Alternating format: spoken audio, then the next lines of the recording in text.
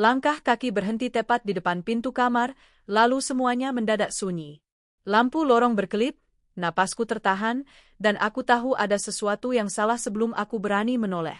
Aku berdiri tanpa pelindung, terjebak di antara ranjang dan bayangan pintu, sementara sosok yang paling dekat denganku memegang kendali penuh atas situasi ini.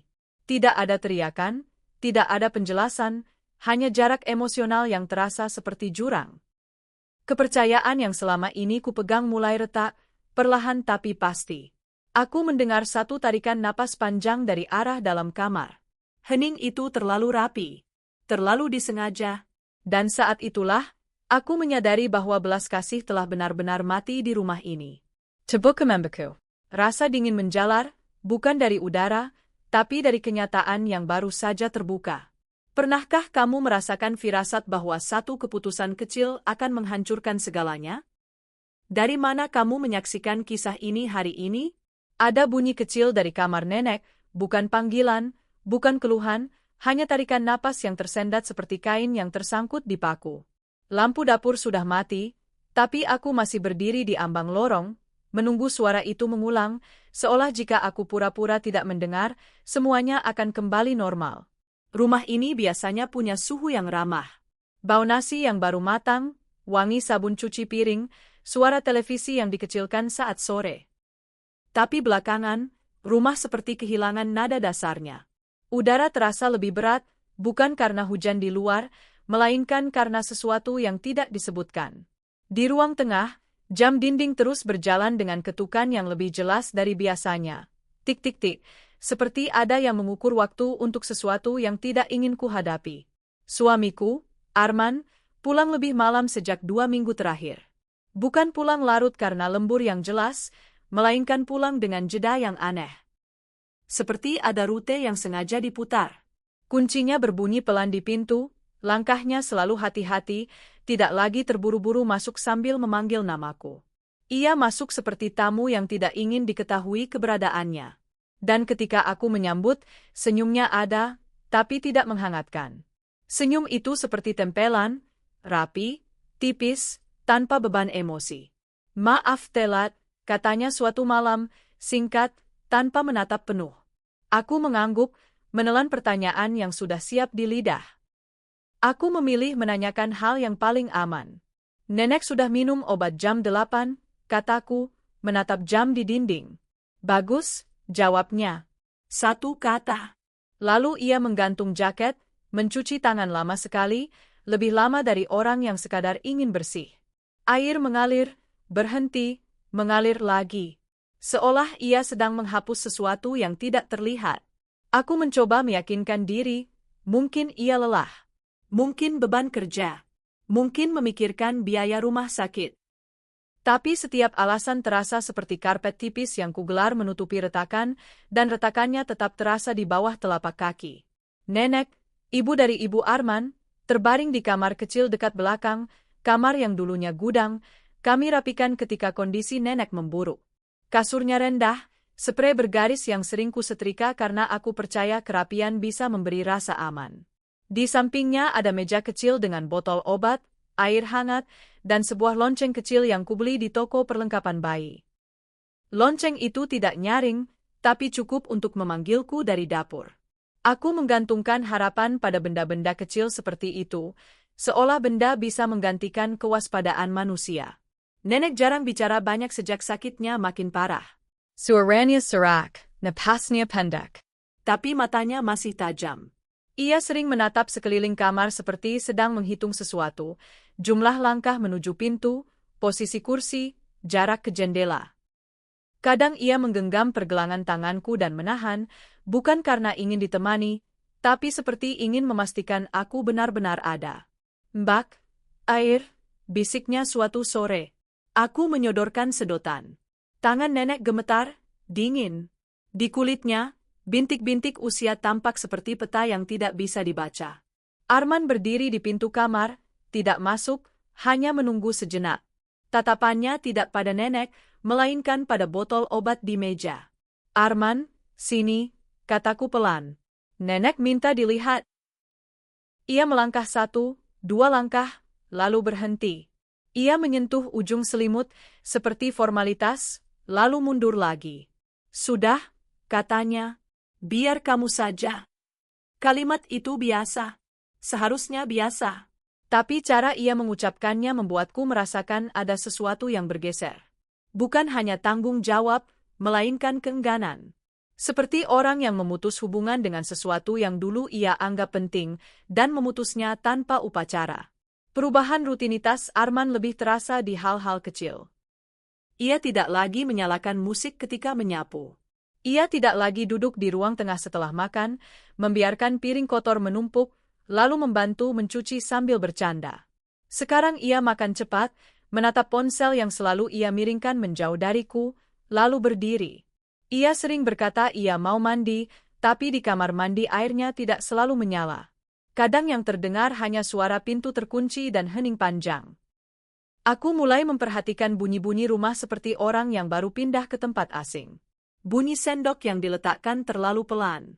Bunyi kursi yang tidak diseret, hanya diangkat agar tidak meninggalkan jejak suara. Bahkan bunyi notifikasi ponsel Arman, yang biasanya ia biarkan keras, sekarang hanya getaran, seperti serangga kecil di saku celananya. "Kenapa ponsel kamu selalu silent?" tanyaku suatu malam, berusaha terdengar ringan. Arman menatap layar sebentar, lalu mengunci. "Biar nggak ganggu nenek." Alasan yang terdengar mulia, tapi jatuhnya terasa seperti dinding.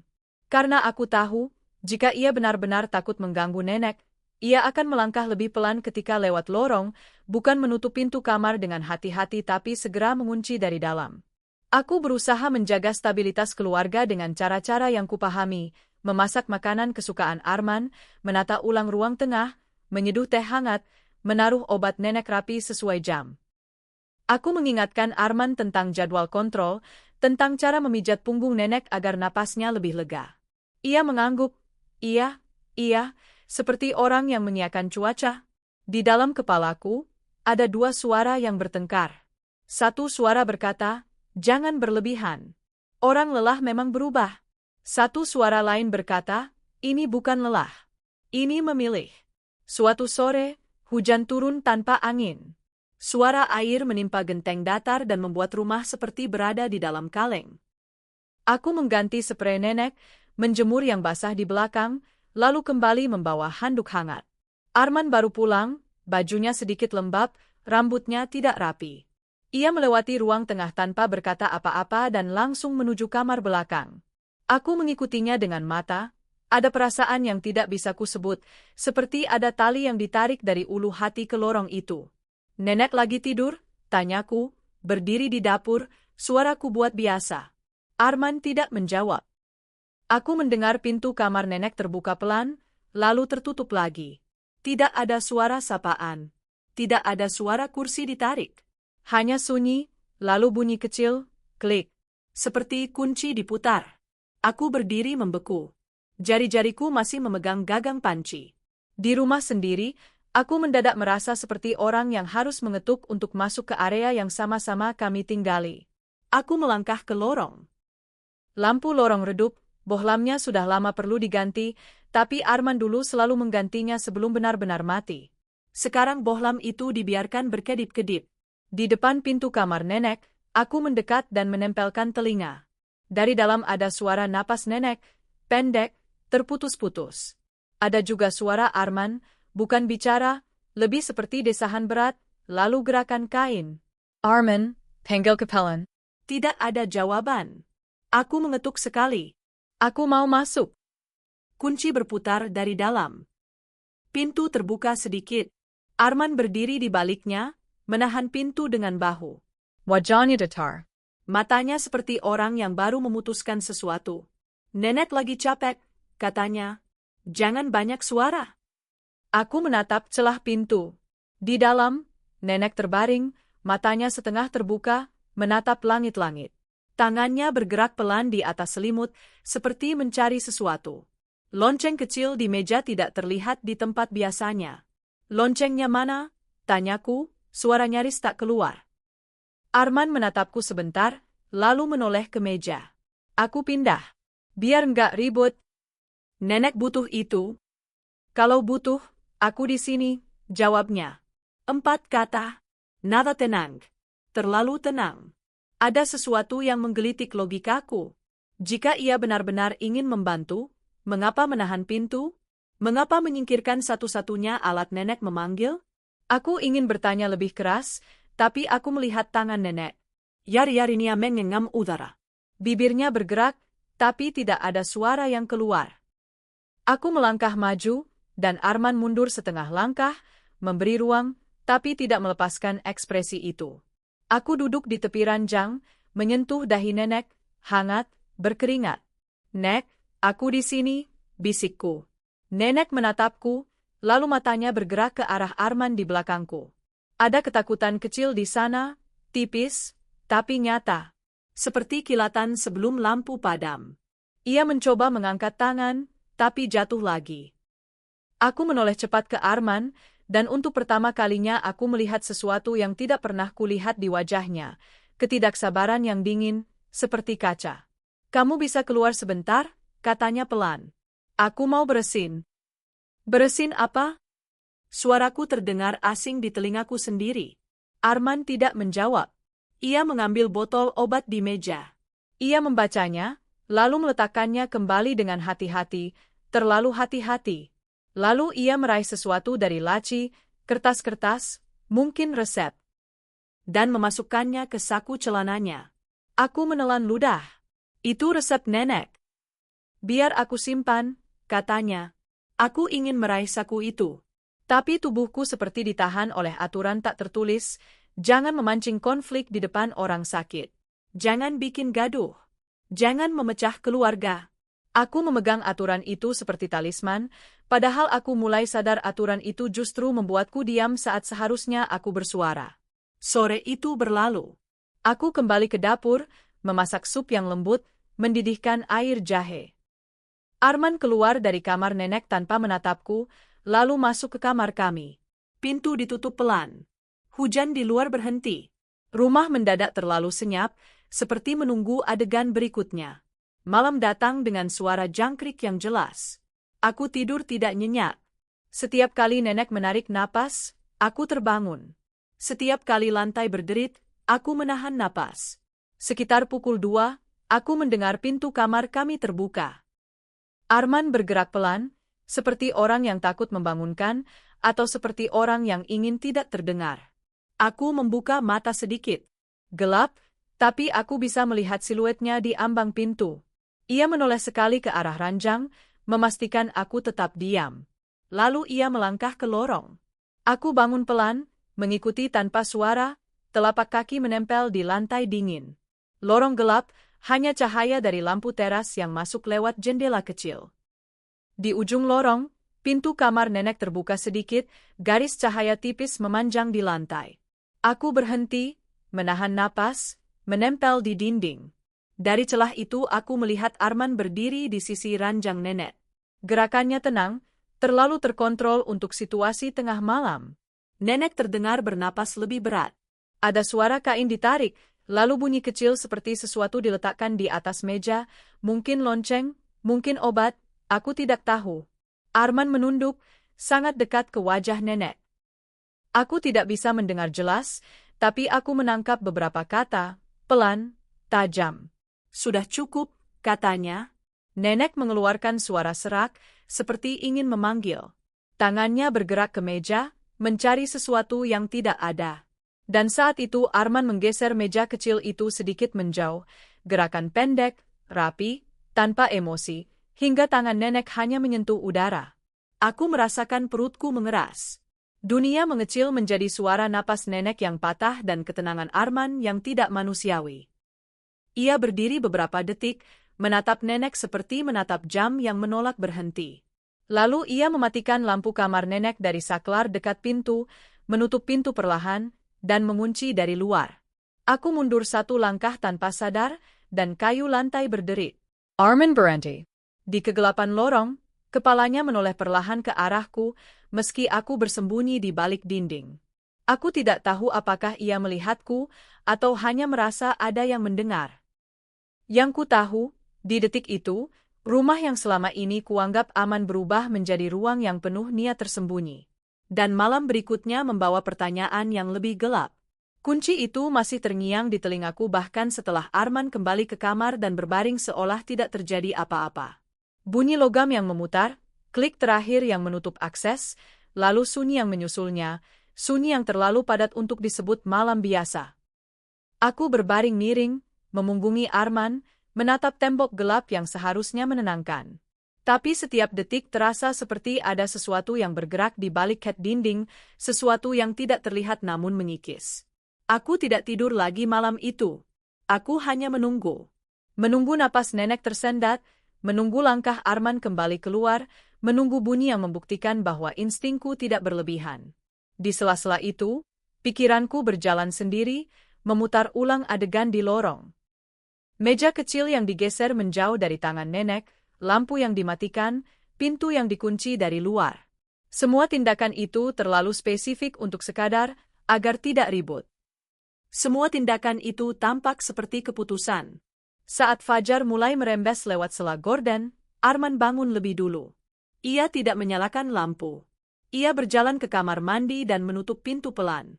Aku mendengar air mengalir sebentar, lalu berhenti. Tidak ada suara sikat gigi, tidak ada bunyi sabun. Hanya hening panjang, lalu ia keluar dengan wajah segar yang terasa dibuat-buat. Seolah semalam tidak pernah ada. Nanti aku berangkat agak siang, katanya sambil merapikan kerah kemeja. Aku mengangguk, menahan keinginan untuk menatapnya terlalu lama. Aku tahu tatapan bisa jadi pertanyaan tanpa kata, dan aku belum siap mengundang jawaban. Aku menunggu ia keluar kamar, lalu aku bergerak cepat menuju lorong. Pintu kamar nenek masih terkunci. Aku memegang gagang pintu, mengguncang pelan. Tidak ada bunyi dari dalam. Aku menempelkan telinga. Yang terdengar hanya napas yang tipis, sangat pelan, seperti angin terjebak dalam kain. Aku mengetuk, kali ini lebih tegas. Ini aku. Suara dari dalam tidak menjawab. Hanya satu tarikan napas yang terdengar patah. Aku menahan napas sendiri. Kupanggil Arman dengan suara yang kubuat datar, seolah ini rutinitas. Arman Kansenya. Ia muncul di ujung lorong, langkahnya santai. Terlalu santai. Kenapa? Tanyanya. Pintunya terkunci. Oh. Ia merogoh saku celana, mengeluarkan kunci. Tangannya tenang, bahkan ketika ia memutar dan membuka pintu. Tidak ada rasa tergesa yang biasanya muncul kalau seseorang menyadari orang tua di dalam kamar terkunci semalaman. Ia berdiri di ambang pintu, menatap ke dalam sejenak, lalu menoleh kepadaku. Nenek tidur. Aku masuk, dan bau kamar menghantamku, obat, keringat dingin, dan sesuatu yang mirip besi. Nenek terbaring dengan mulut sedikit terbuka. Matanya setengah terbuka tapi tidak fokus. Selamatnya berjejer turun, memperlihatkan bahu kerasnya. Tangan nenek berada di sisi ranjang, menggenggam kain sprei seperti orang yang berusaha menahan diri agar tidak jatuh. Aku meraih tangannya. Dinjen. Arman, nenek dingin. Kataku, suaraku lebih pelan daripada seharusnya. Arman tidak bergerak. Ia hanya mengangkat bahu tipis. Yaudah, Selamyun. Kalimat itu jatuh begitu saja, seperti melempar benda kecil ke air dalam. Tidak ada riak empati. Aku menarik selimut, menutupi nenek hingga dada. Lalu aku mencari lonceng kecil di meja, tidak ada. Aku membuka laci, tidak ada. Aku menoleh ke lantai, ke bawah ranjang, kosong. Loncengnya kemana? Ulangku, kali ini tanpa berusaha membuatnya ringan. Arman menatap meja kecil, lalu menatapku, seperti sedang menimbang apakah pertanyaanku layak dijawab. Aku taruh di tempat lain. Di mana? Biar nggak bikin nenek panik, jawabnya.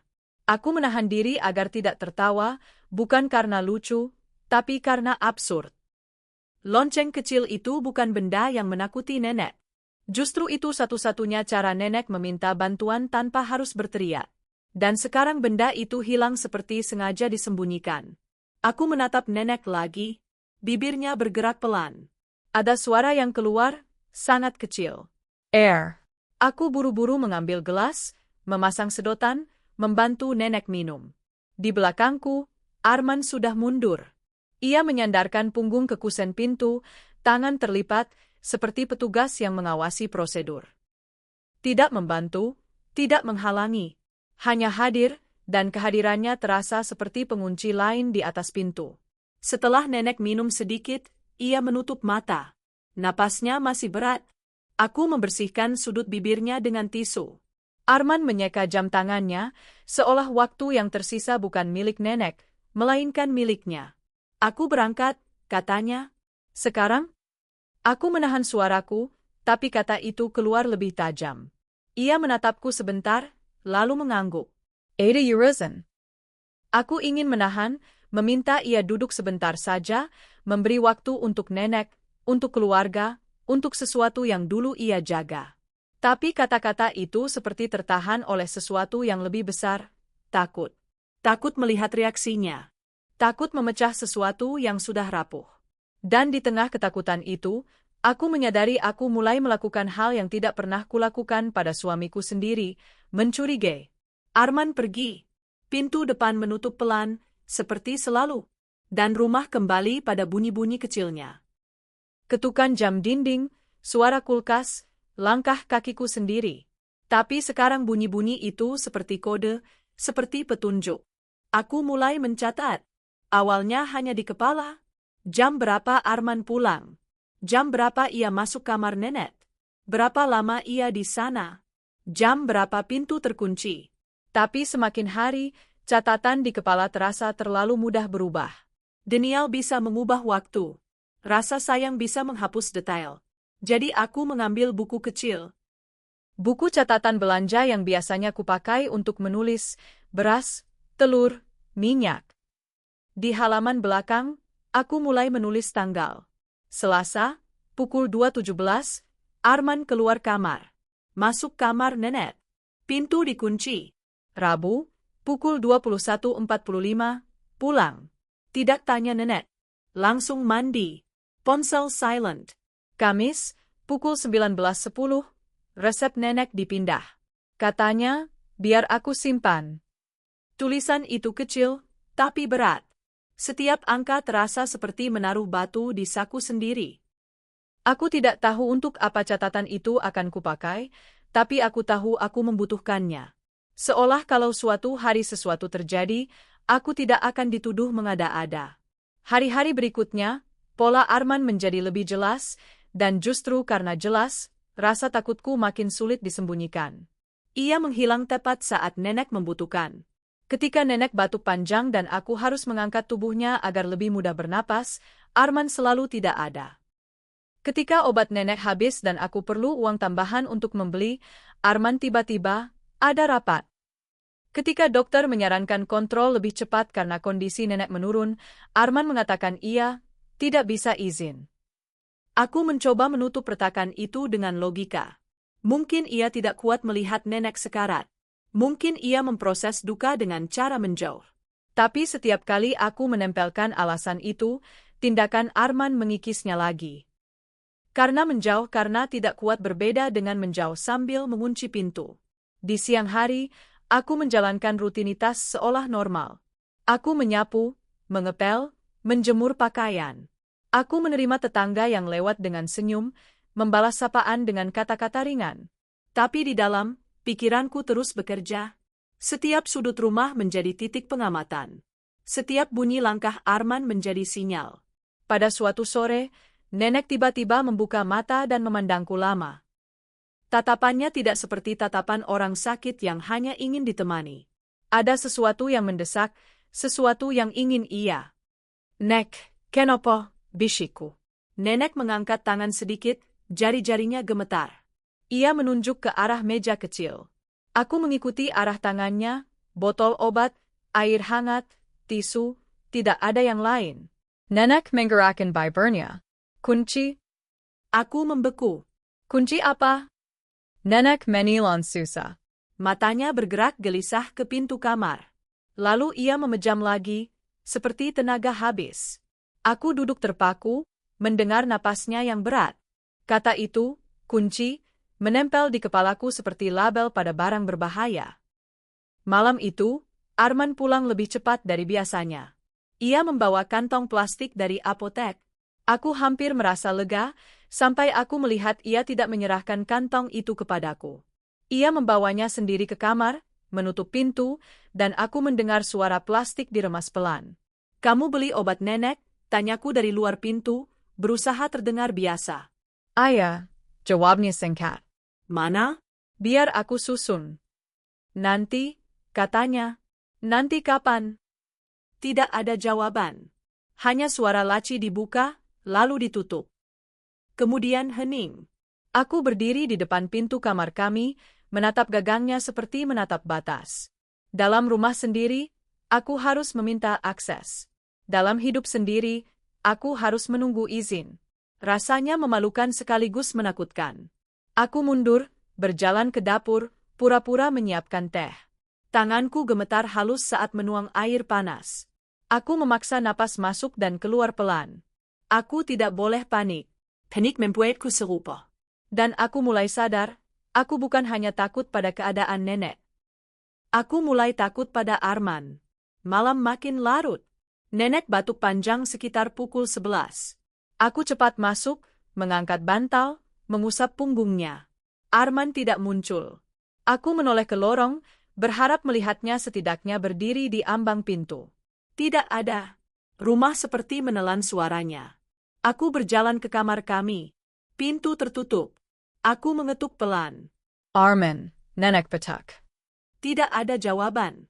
Aku mengetuk lagi, sedikit lebih keras. "Arman." Aku mendengar langkah di dalam, pelan, lalu suara kunci. Pintu terbuka sedikit. Arman muncul dengan wajah datar. Matanya seperti baru terbangun, tapi aku tidak yakin ia tidur. "Kenapa?" tanyanya, suara rendah. Nenek petak. Kayaknya sesak.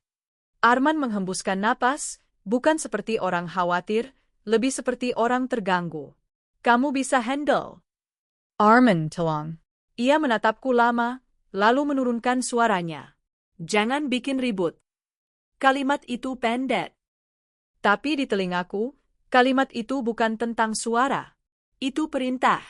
Itu kontrol. Itu ancaman halus yang dibungkus kewajaran. Aku kembali ke kamar nenek dengan dada sempit. Nenek masih batuk, air mata keluar dari sudut matanya. Aku menenangkan, mengusap rambutnya yang tipis. Setelah batuk mereda, ia menatapku dengan mata yang memohon. Aku merasa seperti berdiri di dua dunia. Dunia yang menuntutku menjaga keluarga, dan dunia yang menuntutku melindungi orang tua yang sedang sekarat dari sesuatu yang tidak bisa disebut. Ketika nenek akhirnya tertidur lagi, aku duduk di kursi plastik di sudut kamar, tidak langsung keluar. Aku menunggu. Aku memandangi pintu, memandangi saklar lampu, memandangi meja kecil. Aku mengingat setiap detail. Aku bahkan memperhatikan posisi sepatu Arman di rak depan, arah ujungnya menghadap mana, karena aku ingin tahu apakah ia keluar lagi malam ini. Di kursi itu, aku menyadari betapa rumah bisa menjadi tempat paling menakutkan ketika orang yang kamu percaya mulai memilih hening sebagai senjata. Tidak ada pertengkaran, tidak ada kekerasan yang bisa ditunjuk. Hanya pola. Dan pola, jika terus berulang, berubah menjadi bukti yang tidak bisa dipungkiri oleh tubuhmu. Sekitar pukul 1, aku mendengar pintu kamar kami berderit pelan. Langkah kaki menuju lorong. Aku berdiri, pelan, menahan napas. Aku mematikan lampu kamar nenek, meninggalkan cahaya kecil dari lampu tidur yang redup. Aku membuka pintu sedikit, mengintip. Arman berjalan menuju kamar nenek. Ia berhenti di depan pintu, memegang kunci, memutarnya pelan. Pintu terbuka. Ia masuk. Pintu tertutup.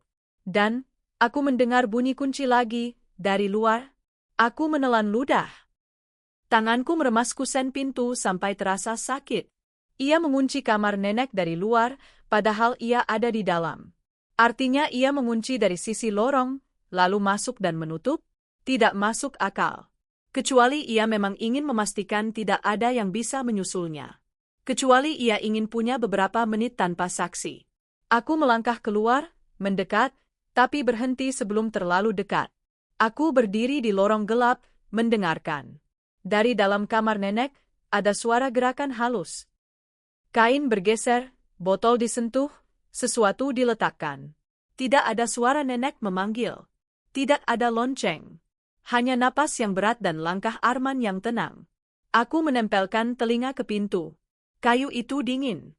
Di baliknya, suara Arman terdengar, sangat pelan, seolah ia bicara tepat di telinga orang yang terbaring. Kamu jangan macam-macam. Kalimat itu singkat, tidak lebih dari itu. Tapi cukup untuk membuat darahku seperti berhenti sebentar. Aku mundur 1 langkah, lalu 2. Lorong terasa lebih panjang dari biasanya. Dan saat aku berdiri di sana, dalam gelap, kata-kata itu mulai menggema di kepalaku, berulang, makin keras meski diucapkan pelan. Makna kalimat itu mulai menghantui. Aku terbangun karena suara yang tidak seharusnya ada. Bunyi kain ditarik terlalu cepat, lalu hening yang terpotong oleh napas berat. Gelap masih utuh. Jam di ponselku menunjukkan pukul 3.41. Aku tidak langsung bangun. Aku mendengarkan, seperti orang yang menunggu keputusan diucapkan oleh ruang itu sendiri. Dari lorong, ada cahaya tipis menyelinap di bawah pintu kamar nenek. Bukan cahaya lampu tidur. Terlalu terang untuk itu. Aku duduk perlahan, telapak kakiku menyentuh lantai dingin. Setiap langkah terasa seperti memilih sisi. Aku bergerak tanpa suara, menahan napas, membiarkan rumah memimpin. Pintu kamar nenek tertutup rapat. Dari baliknya, ada suara Arman. Bukan kata-kata utuh, lebih seperti desis yang terkontrol. Aku menempelkan telinga ke kayu, dan saat itu aku mendengar nenek mengeluarkan suara pendek, tercekik. Bukan batuk. Bukan panggilan. Suara orang yang kehabisan udara. Arman, bisikku, hampir tidak bersuara. Tidak ada jawaban. Aku meraih gagang pintu. Terkunci. Aku menggedor sekali, cepat, takut suaraku membangunkan tetangga. Arman. Lampu di dalam kamar nenek mati. Seketika lorong tenggelam dalam gelap. Aku mendengar langkah cepat, lalu bunyi kunci dari dalam, diputar, dibuka. Pintu terbuka, dan Arman berdiri di hadapanku dengan wajah tenang yang mengerikan. Ada apa? Tanyanya. Nada suaranya datar. Seperti orang yang ditanya hal sepele. Di balik bahunya, kamar nenek gelap. Aku mendorong pintu, masuk. Bau obat berkempur keren gat dingen menyaget. Aku menyalakan lampu. Nenek Tabaring Myring, wajahnya pukit, Bibernia Kebiruan. Dadanya naik turun dengan ritme yang tidak teratur. Tangannya terkulai di sisi ranjang. Meja kecil di sampingnya kosong. Tidak ada air. Tidak ada lonceng. Kenapa lampunya dimatikan? Tanyaku, suaraku pecah. Biar dia tenang, jawab Arman. Aku meraih air dari dapur, kembali berlari kecil, menyodorkan sedotan ke bibir nenek. Ia menyesap sedikit, lalu terbatuk keras. Air tumpah di sprei. Aku mengusapnya, tanganku gemetar. Aku menoleh ke Arman, dan saat itu aku melihat sesuatu yang tidak bisa lagi kuterjemahkan sebagai lelah atau bingung. Ia tidak panik. Ia tidak mendekat. Ia berdiri di sudut kamar, tangan di saku, mengamati. Seperti orang yang menunggu hasil. Kita harus ke rumah sakit, kataku cepat. Arman menggeleng pelan. Enggak perlu. Arman, lihat dia. Dia sering begitu. Ini beda, kataku, hampir memohon. Ia melangkah 1 langkah mendekat, lalu berhenti. Dokter sudah bilang, ini fase. Kata, fase, jatuh seperti penutup. Seolah dengan satu istilah, semua urgensi bisa dibungkam. Aku merasakan sesuatu retak di dalam dadaku. Bukan hanya takut kehilangan nenek. Ada kemarahan yang muncul bersamaan dengan rasa bersalah. Bersalah karena aku tidak bertindak lebih cepat. Marah karena aku baru menyadari betapa sendirinya aku di ruangan ini. Aku mengangkat tubuh nenek sedikit, menepuk punggungnya pelan. Napasnya tersendat, lalu masuk lagi. Air mata mengalir di sudut matanya. Ia membuka mata dan menatapku. Tatapan itu bukan tatapan orang yang sekarat. Itu tatapan orang yang tahu. Ia berusaha bicara. Bibirnya bergerak. Aku mendekatkan telingaku. Dia, suaranya hampir tak terdengar. Aku menoleh cepat ke Arman. Ia menatap nenek dengan alis sedikit berkerut. Jangan capek, katanya pada nenek, suaranya lembut tapi dingin. Tidur saja. Nenek menutup mata, bukan karena tenang, Tapi karena kalah, aku merasa perutku mual. Aku ingin berteriak. Aku ingin mengguncang Arman, memaksanya melihat apa yang kulihat. Tapi tubuhku tidak bergerak. Ketakutan punya cara sendiri untuk membekukan. Aku duduk di tepi ranjang, memegang tangan nenek sampai napasnya sedikit lebih stabil. Arman berdiri sebentar, lalu melangkah keluar. Ia mematikan lampu utama sebelum menutup pintu. Cahaya kecil dari lampu tidur menyisakan bayangan panjang di dinding. Bayangan itu terlihat seperti jeruji. Pagi datang tanpa kelegaan. Nenek tidak membaik. Ia tidak memburuk. Ia berada di ambang, dan ambang itu terasa seperti wilayah yang Arman kuasai. Aku membuatkan bubur encer, menyuapi pelan. Ia menelan sedikit, lalu berhenti. Arman duduk di ruang tengah, menatap ponsel, kakinya bergoyang pelan. Seolah menunggu sesuatu yang bukan milik kami. Aku mau telepon Burina, kataku, menyebut nama bibi Arman. Arman menoleh cepat. Ngapain? Biar tahu kondisi nenek. Nanti saja. Kenapa nanti? Ia berdiri, mendekat, menurunkan suaranya. Kamu bikin semua orang panik. Aku menatapnya. Atau kamu yang tidak mau ada orang lain tahu?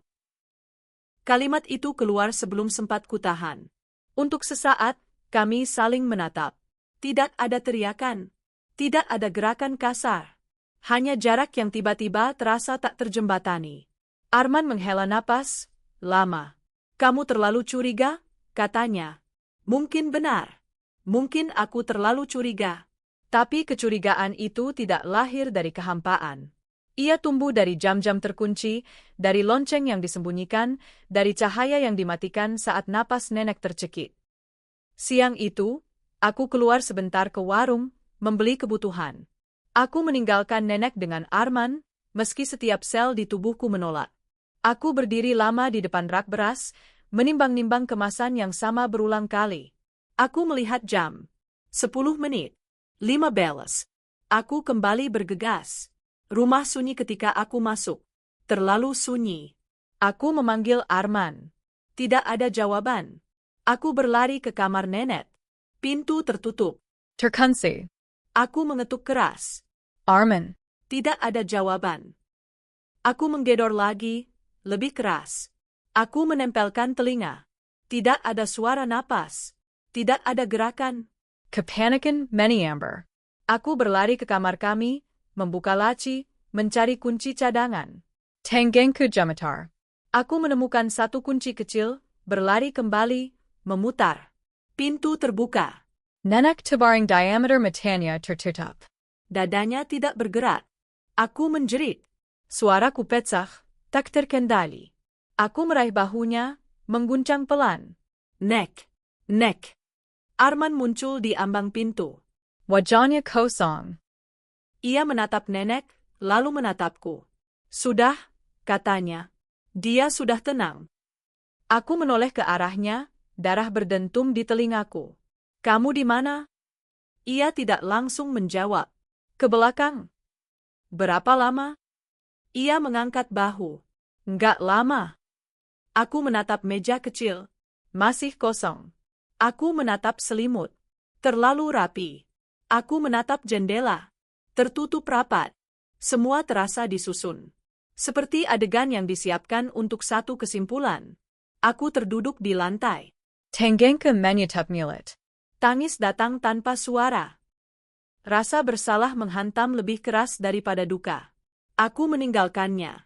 Aku mempercayakan pada orang yang seharusnya paling peduli. Arman menutup pintu kamar nenek, berdiri di lorong. Kita urus administrasinya, katanya. Jangan ribut. Jangan ribut. Kalimat itu kembali. Aku memandangnya dari bawah, dan untuk pertama kalinya aku tidak melihat suamiku. Aku melihat seseorang yang telah membuat pilihan dan hidup dengan ketenangan yang mengerikan setelahnya. Malam itu, setelah tubuh nenek dibawa, setelah rumah kembali kosong dengan cara yang berbeda, aku duduk sendirian di ruang tengah. Arman mandi lama. Air mengalir, berhenti, mengalir lagi. Aku memandangi catatan kecilku. Tanggal-tanggal, jam-jam, pola. Aku menyadari sesuatu yang membuatku menggigil lebih dari kematian itu sendiri. Jika pengabaian bisa menjadi pilihan, jika kunci bisa menjadi alat, jika hening bisa menjadi senjata, maka bahaya itu tidak berhenti di kamar nenek. Aku menoleh ke lorong, ke kamar kami. Pintu tertutup. Aku mendengar bunyi kunci dari dalam. Dan di detik itu, kesadaran itu jatuh dengan jelas dan kejam, mungkin aku berikutnya. Naluri bertahan hidup mengambil alih. Aku bangun dengan satu pikiran yang menolak pergi, jangan terlihat takut. Di rumah ini, ketakutan adalah sinyal. Dan sinyal selalu dibaca oleh orang yang tahu apa yang ia cari.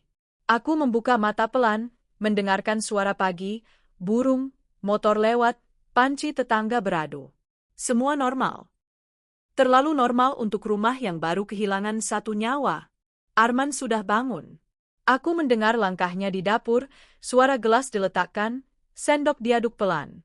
Aku mengatur napas sebelum keluar kamar, memasang wajah yang kupakai bertahun-tahun, tenang, biasa, tidak menuntut.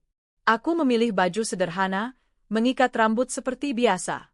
Setiap detail adalah kamuflase. Kamu kelihatan pucat, kata Arman tanpa menatap. Kurang tidur, jawabku. Swaraka stable. Aku duduk, mengambil cangkir, menyesap perlahan. Tanganku tidak gemetar. Itu penting. Sejak kesadaran semalam, naluriku bergerak lebih cepat daripada pikiranku. Aku tahu satu hal, aku tidak boleh langsung menuduh. Tidak boleh berlari. Tidak boleh membuat gerakan besar. Aku harus menjadi bagian dari pola, cukup dekat untuk melihat, cukup jauh untuk selamat. Hari itu aku menjalani rutinitas seperti biasa. Menyapu, mengkisai, menjemur. Tapi setiap gerakan kini punya tujuan ganda. Saat aku menyapu lorong, aku menghitung langkah dari kamar kami ke kamar nenek. Saat aku membersihkan meja kecil yang kosong, aku memperhatikan bekas goresan di lantai, bekas meja digeser. Aku memotret dengan ponsel, cepat, tanpa suara. Aku menyimpan foto itu di folder lama, mengubah namanya menjadi rekening listrik. Aku belajar berbohong pada benda. Arman berangkat siang. Ia pamit singkat, seperti kemarin-kemarin. Aku mengangguk, menunggu pintu tertutup, lalu menghitung sampai 10. Setelah itu aku bergerak. Aku mengunci pintu depan, memeriksa jendela, lalu menuju kamar kami. Laci-laci itu dulu adalah wilayah bersama. Sekarang aku membuka dengan perasaan melanggar. Aku mencari apapun yang berubah, tumpukan kertas yang tidak rapi, map baru, plastik apotek. Di lemari, di balik tumpukan handuk, aku menemukan kantong plastik putih. Di dalamnya, botol obat yang belum dibuka, obat nenek. Tanggalnya baru. Aku memegangnya lama, merasakan dingin plastik. Jika obat ini ada di sini, berarti obat itu tidak pernah diberikan. Aku duduk di lantai, punggung bersandar pada lemari. Ada rasa marah yang ingin naik, tapi aku menahannya. Marah membuat keputusan ceroboh. Aku memotret botol itu, nomor bet, tanggal. Aku mengembalikannya persis seperti semula. Tidak ada jejak. Aku pindah ke laci meja kerja Arman. Ada map coklat, kertas-kertas asuransi, fotokopi KTP nenek, surat kuasa. Tanggal di surat itu membuat dadaku mengencang. Ditandatangani 2 minggu sebelum nenek memburuk. Aku membaca ulang, pelan. Bahasa formal, rapi, memberi hak pengurusan penuh. Tidak ilegal. Tidak mencurigakan bagi orang yang tidak tahu apa yang terjadi di malam-malam terkunci. Di balik map, ada kwitansi apotek lain. Obat penenang. Dosis rendah. Nama dokter berbeda dari dokter nenek. Aku merasakan dingin di tengkuk. Aku memotret, mengembalikan. Aku menutup laci dengan hati-hati, mendengarkan rumah. Tidak ada bunyi selain jam dinding. Siang menjelang. Aku memasak sedikit, memanaskan sup yang kemarin. Aku memakannya sendiri. Setiap suap terasa seperti latihan. Aku menenangkan tubuhku agar tidak menampakkan apa-apa saat Arman pulang nanti. Sore itu aku membuka buku catatan belanja lagi. Aku menambahkan 1 baris, tanganku lebih mantap dari sebelumnya. Aku menulis tanpa emosi, hanya fakta. Aku juga menulis pertanyaan, pendek, tajam, Untuk diriku sendiri. Kapan obat ini dibeli? Siapa dokter itu? Mengapa lonceng disingkirkan? Mengapa pintu dikunci dari luar? Aku memikirkan masa lalu dengan sudut pandang baru. Hal-hal kecil yang dulu kuanggap kebetulan kini bergerak ke tempatnya masing-masing. Arman yang selalu menawarkan diri mengurus administrasi. Arman yang menyarankan memindahkan kamar nenek ke belakang. Arman yang berkata, biar aku saja, setiap kali ada keputusan. Semua itu dulu terdengar seperti tanggung jawab. Sekarang terdengar seperti kontrol. Saat matahari turun, Arman pulang. Aku menyambut seperti biasa. Aku menyodorkan makan malam. Ia makan cepat. Aku memperhatikan tangannya, tenang, stabil. Tidak ada tanda beban. Itu sendiri adalah tanda. Kamu kapok, Tanyaku. Biasa, jawabnya. Aku mengangguk. Aku mau ke warung sebentar, beli sabun. Ia menatapku sekilas. Sekarang? Sebentar saja. Ia mengangguk. Aku mengambil tas kecil. Di dalamnya, aku memasukkan ponsel kedua, ponsel lama yang jarang kupakai, dan charger kecil. Aku keluar, mengunci pintu, lalu berjalan ke ujung gang. Aku tidak ke warung. Aku duduk di bangku depan rumah tetangga yang sedang kosong, menunggu 10 menit. Aku ingin tahu apa yang Arman lakukan saat ia mengira aku pergi. Aku kembali pelan. Dari luar, rumah gelap. Aku mendekat ke jendela dapur. Tirai sedikit terbuka. Di dalam, Arman berdiri di lorong, memegang kunci. Ia menatap ke arah kamar nenek, yang kini kosong, lalu ke kamar kami. Ia memutar kunci kamar kami, mengunci dari luar. Gerakannya otomatis, tanpa ragu. Seperti kebiasaan. Aku mundur, jantungku berdentum, tapi kepalaku jernih. Aku memotret melalui celah jendela, kilatan kecil tertutup oleh tirai. Aku menunggu sampai ia masuk kamar dan menutup pintu. Baru kemudian aku membuka pintu depan dengan kunci cadangan yang kusimpan di pot bunga. Di dalam, rumah terasa berbeda. Aku berjalan tanpa menyalakan lampu. Aku membuka kamar kami, terkunci. Aku tersenyum tipis. Bukti kecil, tapi nyata. Aku membuka dengan kunci cadangan, masuk, menutup pelan. Aku memeriksa meja kerja lagi. Di bawah laptop, aku menemukan flash disk hitam. Aku tidak langsung memasukkannya ke ponsel. Aku memotret dulu, memastikan posisinya. Lalu aku mengambilnya, memasukkan ke saku. Aku kembali ke ruang tengah, duduk, menunggu. Beberapa menit kemudian, Arman keluar kamar. Ia terkejut melihatku di sofa. Kamu sudah pulang? Tanyanya. Baru, jawabku. Aku menatap matanya. Tidak ada kecurigaan. Ia mengangguk, kembali ke kamar. Malam itu, aku tidak tidur. Aku menunggu dengkur kecilnya, lalu bangun pelan. Aku pergi ke dapur, menyambungkan flash disk ke ponsel lama. File di dalamnya sedikit. Nama-namanya sederhana. Aku membuka satu persatu. Ada rekaman suara. Tanggal-tanggalnya cocok dengan catatanku. Aku menekan play. Suara Arman terdengar jelas, dekat. Lalu suara nenek, serak, lemah. Aku menghentikan rekaman setelah beberapa detik. Dadaku terasa seperti dihantam. Aku tidak perlu mendengar lebih banyak untuk tahu arah semuanya. Aku menyimpan file itu, mengunggah salinan ke email rahasia yang baru kubuat, lalu menghapus jejak di ponsel lama. Aku duduk lama di dapur, menatap meja. Tengen ke tenong. Kepalaku bekerja. Ketakutan masih ada, tapi kini ia berbaris di belakang tekad. Aku tahu aku tidak bisa menyelesaikan ini sendiri.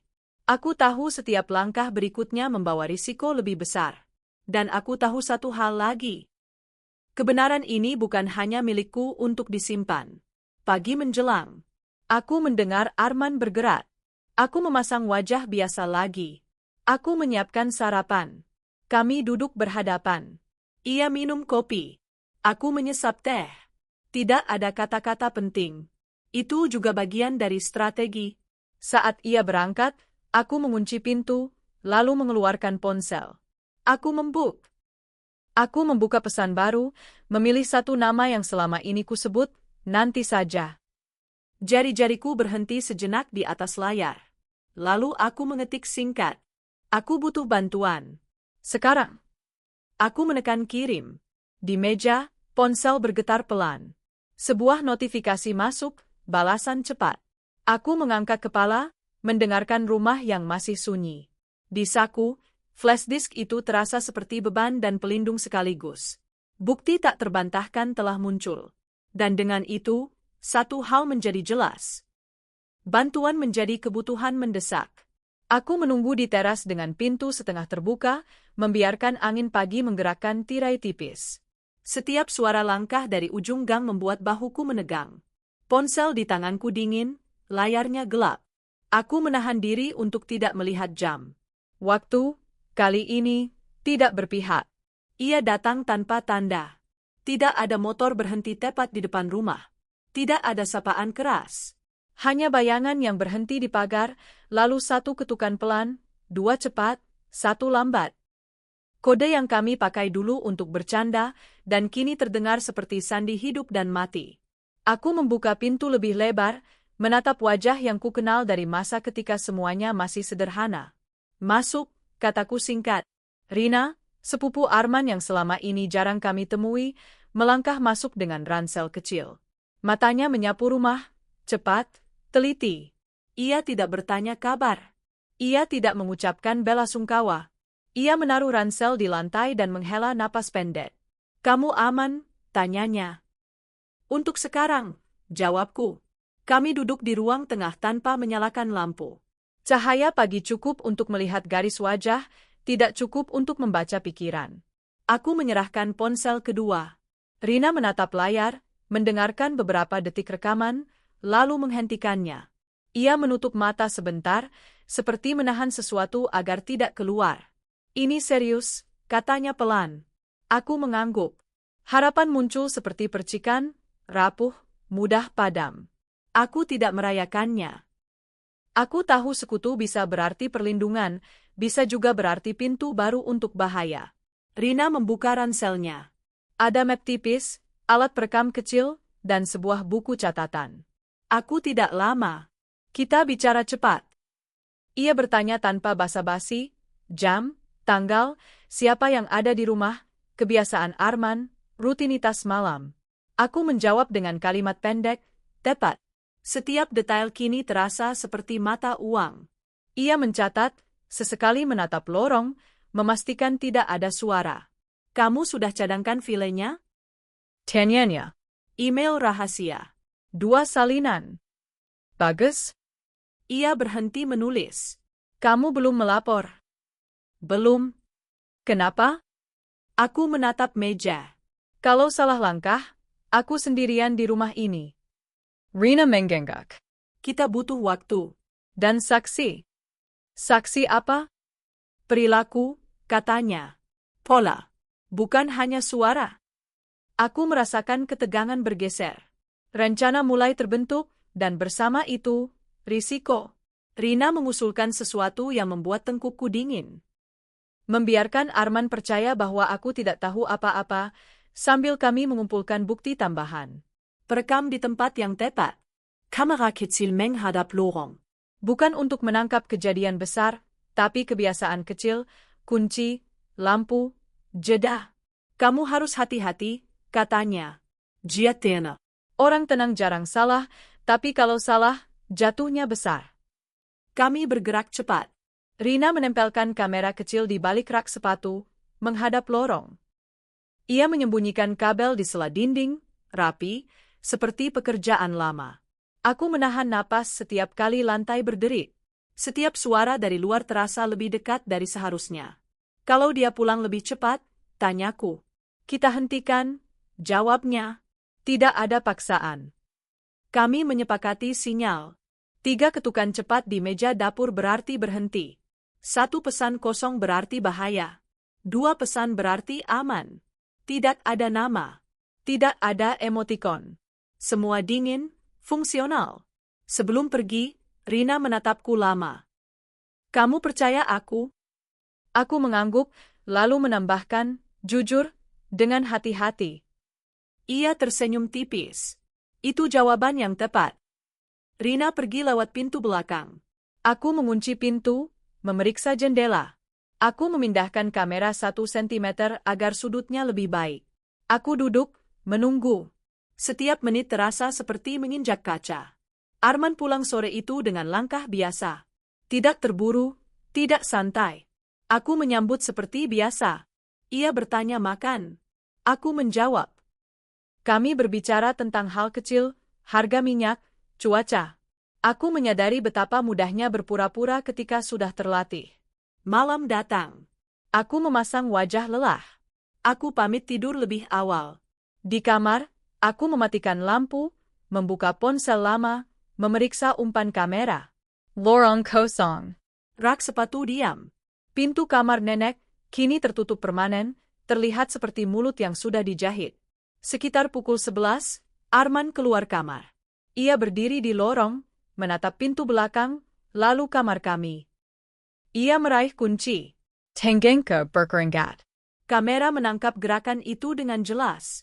Ia memutar kunci kamar kami dari luar, lalu berhenti. Ia menoleh ke rak sepatu, ke arah kamera. Aku membeku. Ia melangkah mendekat, menunduk sedikit.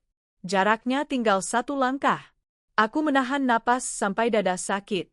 Arman berdiri beberapa detik, lalu tertawa kecil, suara pendek, tanpa humor.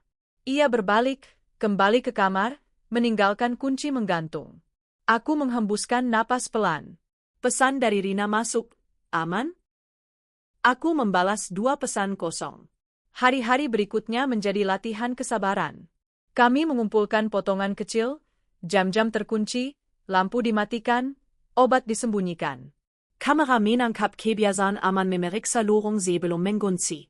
Rekaman suara menangkap kalimat pendek, nada perintah, hening yang menyusul. Tidak ada ledakan.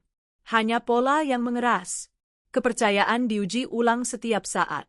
Pada Rina, pada diriku sendiri. Aku menolak bertindak impulsif meski setiap sel tubuhku ingin lari. Waktu menjadi musuh. Semakin lama, semakin besar kemungkinan Arman mencium perubahan. Aku mulai tidur dengan 1 mata terbuka.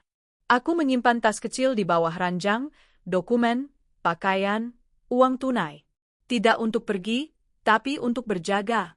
Suatu malam, saat aku pura-pura tertidur, Arman duduk di tepi ranjang. Kasur sedikit bergerak. Aku menahan napas. Ia menyentuh rambutku, gerakan ringan, hampir lembut. Lalu ia berbisik, pelan, dekat. Kamu akhir-akhir ini beda. Aku membuka mata setengah, berpura-pura mengantuk. Kapek. Ia menatapku lama. Hati-hati. Kalimat itu menggantung. Tidak ancaman. Tidak peringatan. Sesuatu di antaranya. Ia berdiri, keluar kamar. Kamera menangkapnya berhenti lagi di rak sepatu. Kali ini lebih lama. Pesan dari Rina masuk hampir bersamaan. Dia curiga. Aku menelan ludah. Jari-jariku gemetar, tapi pikiranku jernih. Aku membalas 1 pesan kosong, bahaya. Kami mempercepat rencana. Rina menyarankan langkah berikutnya. Menghadirkan pihak ketiga yang netral, seseorang yang Arman hormati, untuk memancing kesalahan. Risiko tinggi. Tapi waktu hampir habis. Malam berikutnya, saat Arman pergi sebentar, aku memindahkan kamera ke sudut baru. Aku bekerja cepat, rapi. Aku menghapus jejak. Aku duduk, menunggu. Pintu depan berderit. Arman masuk lebih cepat dari perkiraanku. Kamu ngapain? Tanyanya dari lorong. Aku berdiri, jantungku melonjak. Cari charger. Ia melangkah masuk kamar. Matanya menyapu. Ia berhenti di rak sepatu. Tangannya meraih kamera. Dunia menyempit menjadi 1 titik. Ini apa? Katanya. Tenang. Aku membuka mulut, tapi suara tidak keluar. Detik itu terasa panjang. Rencana hampir terbongkar. Aku memaksakan napas, mencari kalimat yang tidak menghancurkan segalanya. Lampu sensor, kataku. Biar kalau malam. Ia menatapku, lalu kamera, lalu aku lagi. Senyumnya muncul, tipis. Ia meletakkan kamera kembali, persis seperti semula. Kamu aneh. Ia berbalik, masuk kamar. Pintu tertutup. Kunci berputar. Aku berdiri di tempat, lututku lemas. Ponsel bergetar di saku. Pesan dari Rina, keluar sekarang. Aku menggeleng meski ia tidak melihat. Aku membalas, belum. Aku tahu setelah ini tidak ada lagi ruang untuk kesalahan. Konfrontasi tak lagi bisa dihindari. Aku menyadari topeng itu mulai retak dari cara Arman berhenti bernapas setiap kali aku menyebut nama tertentu. Bukan berhenti lama, hanya jeda kecil, sepersekian detik, cukup untuk orang yang memperhatikan. Aku mulai menyebutnya lebih sering. Seolah tidak sengaja. Seolah aku hanya ingin berbagi. Bu Rina kirim salam, kataku suatu pagi sambil menuang air panas. Nada suaraku biasa. Sendok di tangan Arman berhenti berputar. Lalu bergerak lagi. Oh, hanya itu. Tapi jeda sebelum, oh, itu seperti kilatan. Aku menyimpannya. Tekanan adalah alat. Aku mempelajarinya pelan-pelan, seperti belajar membaca jam tanpa angka. Aku menambahkannya setitik demi setitik. Aku memindahkan barang kecil. Aku menyalakan lampu yang biasanya ia matikan. Aku menyebut dokter, administrasi, asuransi, seolah-olah semua kembali normal. Setiap perubahan kecil memaksa Arman memilih, mengoreksi atau membiarkan. Dan setiap pilihan meninggalkan jejak. Aku berhenti menghindari tatapannya. Aku menatap balik, tenang, lama. Aku membiarkan hening menggantung sampai ia yang memecahkannya. Manipulasi tidak selalu berupa kata-kata. Kadang ia berupa kesabaran. Kamu kenapa sekarang suka bengong? Tanyanya suatu malam. Hikarang-karamai, jawabku. Isinya apa? Hal-hal yang terlewat, kataku. Aku tersenyum tipis. Kita sering melewatkan hal penting. Ia tertawa kecil. Suara itu tidak menyentuh matanya. Kamu terlalu banyak mikir. Aku mengangguk. Mungkin. Malam-malam menjadi medan yang sempit. Setiap bunyi adalah sinyal. Setiap gerakan adalah pernyataan. Aku mulai menaruh ponsel di meja dengan layar menghadap bawah. Aku mengetik pesan di depan Arman, lalu menghapusnya. Aku membiarkan notifikasi kosong muncul. Aku ingin ia merasa ada sesuatu yang bergerak di belakangnya. Ia mulai berubah.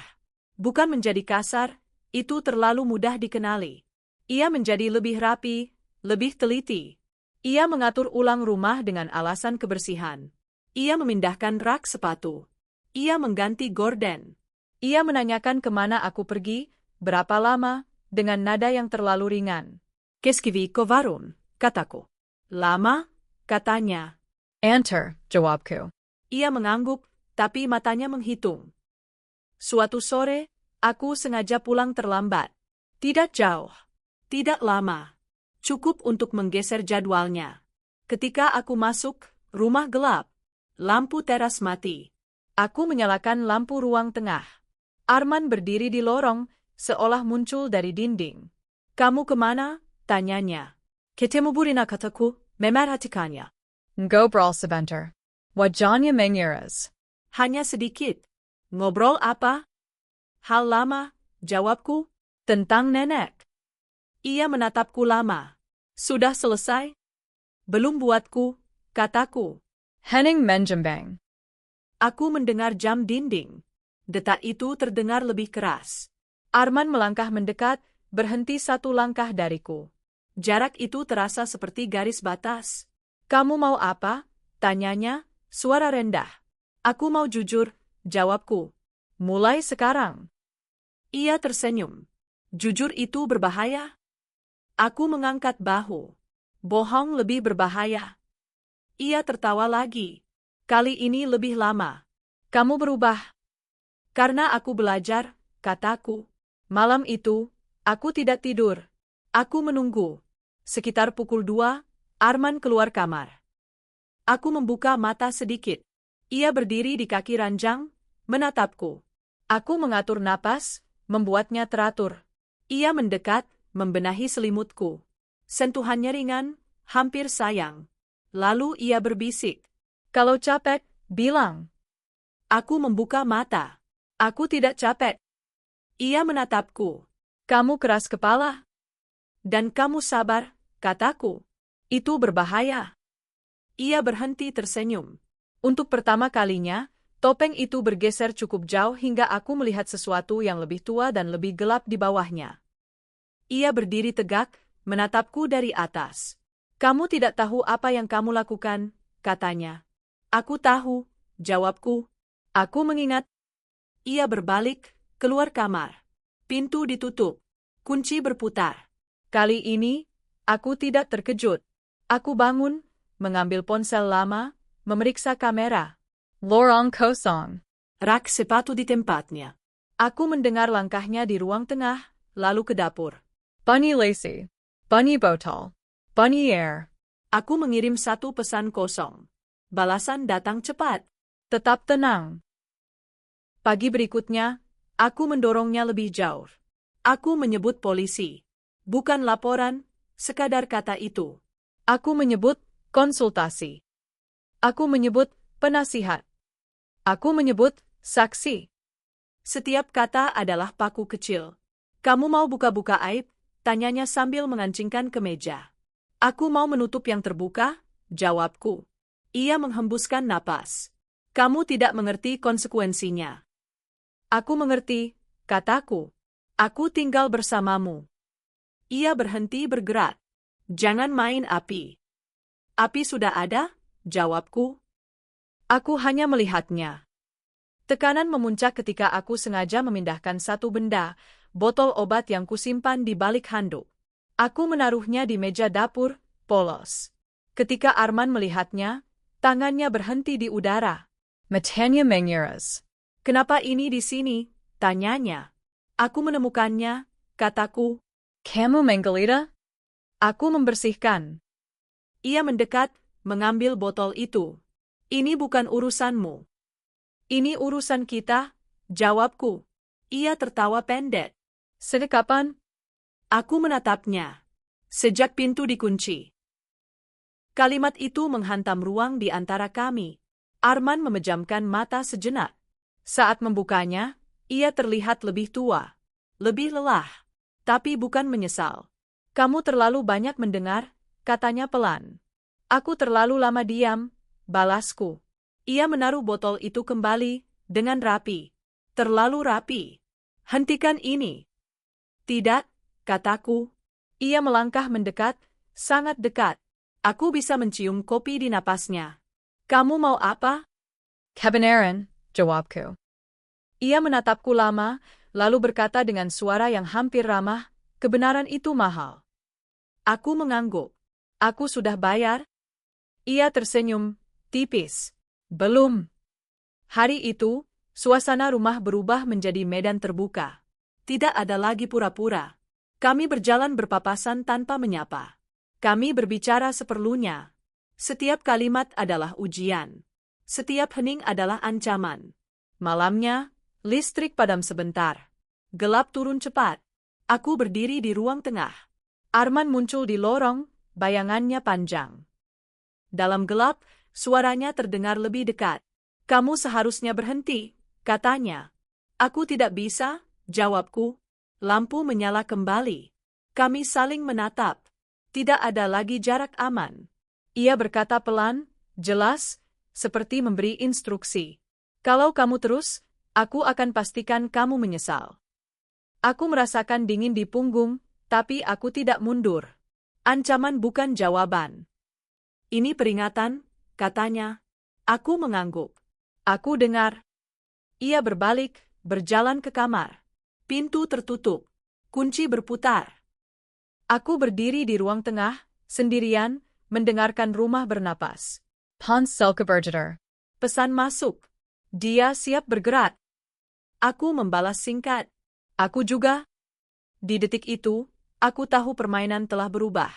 Ini bukan lagi tentang mengumpulkan bukti. Ini tentang bertahan di medan yang sama dengan seseorang yang tenang saat orang lain runtuh. Situasi telah bergeser menjadi perang psikologis terbuka. Dan di balik setiap langkah, aku merasakan harga yang harus dibayar semakin mahal. Malam itu hujan turun tanpa suara keras, seperti sengaja meredam dunia. Aku berdiri di dapur dengan lampu dimatikan, hanya cahaya dari jendela yang membentuk garis pucat di lantai. Napaska Teraker. Tenggengku Kiring. Ketakutan tidak lagi berlari di depan, ia berdiri di sampingku, menunggu perintah. Ponsel bergetar 1 kali. Pesan singkat. Sekarang. Aku mengangguk meski sendirian. Aku berjalan ke ruang tengah, menyalakan 1 lampu. Arman keluar dari kamar, rapi, seolah bersiap untuk sesuatu yang ia yakini bisa ia kendalikan. Kami saling menatap. Tidak ada sapaan. Tidak ada basa-basi. Jam dinding berdetak lebih keras dari hujan. Kita perlu bicara, kataku. Ia tersenyum tipis. Akhirnya, aku duduk. Ia berdiri. Posisi itu sengaja kupilih. Aku ingin ia merasa di atas, supaya ia bicara lebih banyak. Aku menaruh ponsel di meja, layar menghadap ke bawah. Aku sudah mengerti semuanya, kataku. Tidak, jawabnya cepat. Kamu menjara. Aku menghela napas. Tentang kunci. Tentang lampu. Tentang obat. Ia menatap ponsel di meja. Kamu tidak punya bukti. Aku mengangkat mata. Aku punya. Henning. Hujan merambat di kaca. Arman berjalan mengitari meja, lalu berhenti di depanku. Bukti itu bisa dihilangkan. Aku menekan tombol. Recommend menyala. Tidak keras. Cukup. Suara Arman terdengar, jelas, tenang. Suara nenek terdengar lemah. Kalimat pendek, perintah yang dibungkus kelembutan. Hening di antara kalimat itu lebih mematikan daripada kata-kata. Wajah Arman tidak berubah seketika. Ia menunggu beberapa detik, lalu tertawa kecil. Kamu lisik. Aku belajar, kataku. Ia mematikan rekaman dengan jarinya, tanpa menyentuh ponsel. Kamu pikir ini cukup? Aku berdiri. Ini bagian. Ia melangkah mendekat. Jarak kami menyempit. Kamu ingin apa? Kebenaran, kataku. Dan keadilan. Ia menggeleng. Keadilan itu cerita orang lemah. Aku menoleh ke pintu depan. Ketukan terdengar, 2 cepat, 1 lambat. Arman menegang. Ia menoleh, lalu kembali menatapku. Siapa? Tanyanya. Orang yang kamu hormati, jawabku. Pintu dibuka. Rina masuk, diikuti 2 orang berseragam dan 1 pria berjas sederhana. Tidak ada teriakan. Tidak ada lari. Semua bergerak pelan, seperti adegan yang telah diulang. Arman tersenyum, masih tenang. Ada apa ini? Pria berjas mengeluarkan kartu. Kami perlu bicara. Arman menatapku. Kamu melakukan ini. Aku mengangguk. Aku menyelesaikannya. Ia tertawa pendek. Kamu tidak tahu apa yang kamu buka. Petugas meminta Arman duduk. Ia menolak. Ia berdiri tegak, bahu terbuka. Tidak ada yang ilegal. Rina menatapnya. Obat penenang tanpa resep untuk pasien lain. Arman menoleh cepat. Itu salah paham. Aku menambahkan, pelan, dan penguncian. Dan penghilangan alat panggil. Pria berjas mengangkat tangan, meminta jeda. Kami punya rekaman. Kami punya saksi pola. Kami punya barang. Arman menatap lantai sejenak. Ketika ia mengangkat kepala, topeng itu jatuh sepenuhnya. Tidak ada amarah meledak. Hanya dingin yang jujur. Kalian tidak mengerti, katanya. Aku mempercepat. Kamu memilih, jawabku. Ia menoleh kepadaku. Kamu seharusnya diam. Aku merasakan dada terbuka, udara masuk penuh. Aku seharusnya hidup. Petugas bergerak. Tangan Arman diborgol. Logam itu berbunyi pelan. Bunyi itu mengakhiri sesuatu di dalamku. Arman tidak melawan. Ia menatapku lama saat digiring. Tidak ada permohonan. Hanya perhitungan yang terlambat. Ini belum selesai, katanya saat melewati ambang pintu. Aku tidak menjawab. Pintu tertutup. Hujan masih turun. Rumah menghela napas. Setelah mereka pergi, ruang tengah terasa terlalu besar. Kursi-kursi kembali menjadi benda. Jam kembali menjadi jam. Aku duduk di lantai, punggung bersandar ke sofa. Tangisku datang tanpa suara. Bukan karena lega, karena berat yang akhirnya boleh jatuh. Rina duduk di sampingku. Ia tidak menyentuh. Kamu kuat. Aku menggeleng. Aku bertahan. Pria berjas kembali sebentar, meminta pernyataan. Aku menjawab singkat, faktual. Tidak ada kata berlebih. Setiap kata terasa seperti batu yang harus kutaruh di tempatnya agar bangunan ini berdiri. Ketika rumah kembali kosong, aku berjalan ke kamar belakang. Kamar nenek masih ada, rapi, sunyi. Aku duduk di tepi ranjang. Aku menyentuh sprei. Aku berbisik maaf. Tidak ada jawaban. Tapi untuk pertama kalinya, sunyi itu tidak mengancam. Aku mematikan lampu. Aku menutup pintu tanpa mengunci. Aku berjalan ke ruang tengah, mematikan satu persatu lampu, menyisakan satu. Aku duduk di sofa, menatap jendela. Hujan berhenti. Keheningan menyusul, tebal namun jujur. Ponsel Bergeter. Pesan singkat. Kami di sini. Aku membalas. Aku aman. Aku memejamkan mata. Badai telah lewat, meninggalkan tanah basah dan bekas pijakan yang tidak bisa dihapus. Keheningan setelahnya terasa panjang. Luka membutuhkan waktu untuk sembuh. Pagi datang tanpa ketukan. Tidak ada langkah di lorong. Tidak ada bunyi kunci diputar. Aku membuka mata dan untuk beberapa detik, aku tidak tahu di mana aku berada. Lalu aku ingat, sunyi ini aman. Aku duduk perlahan, menunggu tubuhku menyusul pikiranku. Ada bekas tegang di bahu, seperti memar lama yang belum sembuh. Aku menarik napas dalam, menghembuskan pelan. Jendela terbuka sedikit. Udara pagi masuk, membawa suara burung dan motor jauh di jalan besar. Dunia berjalan lagi, meski aku belum sepenuhnya ikut. Rumah ini berubah tanpa dipindahkan. Dindingnya sama, lantainya sama. Tapi cara aku melangkah di dalamnya berbeda. Aku tidak lagi menghitung jarak ke pintu. Aku tidak lagi mendengar setiap bunyi sebagai ancaman. Meski begitu, kebiasaan lama tidak pergi begitu saja. Saat aku menaruh gelas di meja, aku masih menoleh ke lorong. Saat ponsel bergetar, dadaku masih mengencang sesaat. Tubuh mengingat lebih lama daripada pikiran. Aku membuat teh, menyesapnya tanpa gula. Tangengku stable. Itu kemajuan kecil, tapi nyata. Aku duduk di ruang tengah, membiarkan cahaya jatuh ke lantai. Jam dinding berdetak, dan kali ini, suaranya tidak mengejar. Ia hanya ada. Hari-hari setelahnya tidak dramatis. Tidak ada klimaks lanjutan. Hanya urusan kecil yang menuntut energi, tanda tangan, pernyataan, jadwal. Aku menjalaninya satu persatu, seperti menaiki tangga yang tidak terlihat ujungnya. Ada orang-orang yang datang, bertanya dengan suara hati-hati. Ada yang menatap dengan iba. Ada yang menghindari. Aku tidak menuntut reaksi apapun. Aku belajar menerima ruang kosong di antara respons orang lain. Aku membersihkan kamar belakang. Tidak sekaligus. Sedikit demi sedikit. Aku mengganti sprei, melipatnya rapi, menyimpannya di lemari. Aku menyingkirkan meja kecil itu, meja yang dulu menjadi saksi tangan yang mencari-cari. Aku berhenti sebentar sebelum mengangkatnya, menempelkan telapak tangan ke permukaannya. Dingen. Aku mengangkatnya, membawanya keluar.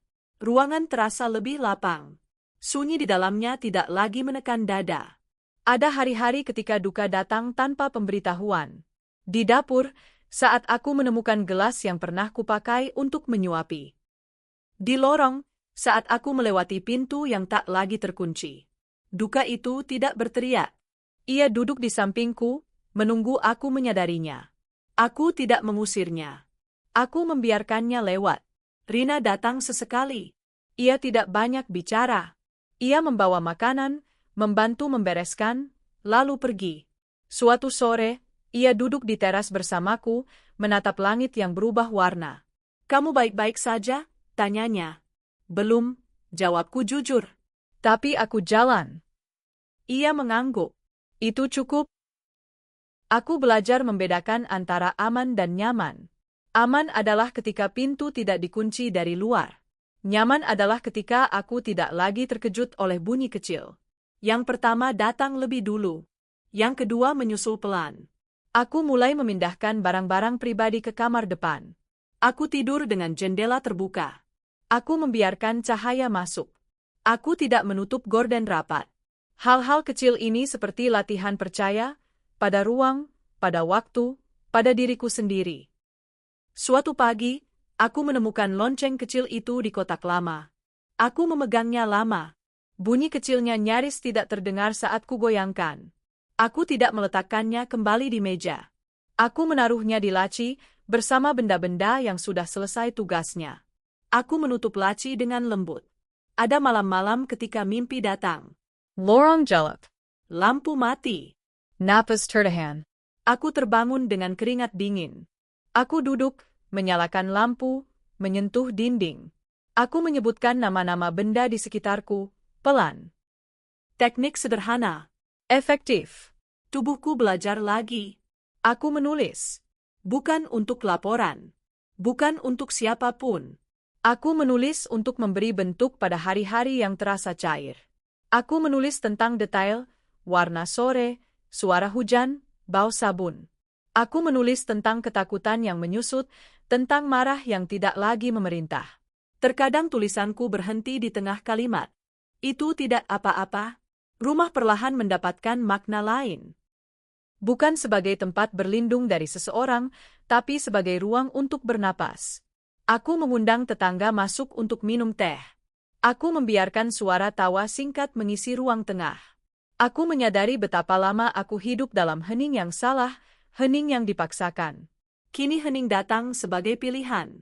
Ada satu sore ketika aku berdiri di ambang pintu kamar kami, kamar yang kini hanya kamar.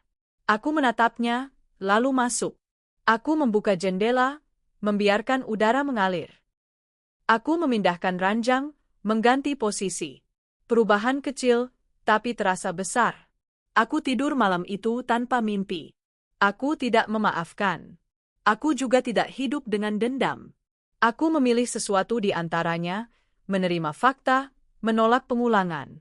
Itu membutuhkan tenaga, dan aku tidak selalu punya. Pada hari-hari ketika aku kehabisan, aku duduk. Aku tidak memaksa diri kuat. Beberapa minggu kemudian, aku mengganti kunci pintu depan.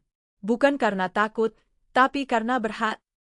Aku menyerahkan kunci lama ke petugas, menandatangani formulir. Saat kunci baru berputar untuk pertama kali, bunyinya terdengar jelas. Aku tersenyum kecil. Aku menata ulang rak sepatu. Aku menaruh tanaman kecil di sudut lorong. Aku menyapu tanpa menghitung langkah. Aku mematikan lampu tanpa memeriksa bayangan. Tubuhku mencatat perubahan ini sebagai bukti. Pada malam yang tenang, aku duduk di sofa, memandangi jendela. Tidak ada hujan. Tidak ada ketukan. Ponsel Kedayam. Aku menarik napas panjang, lalu melepaskannya.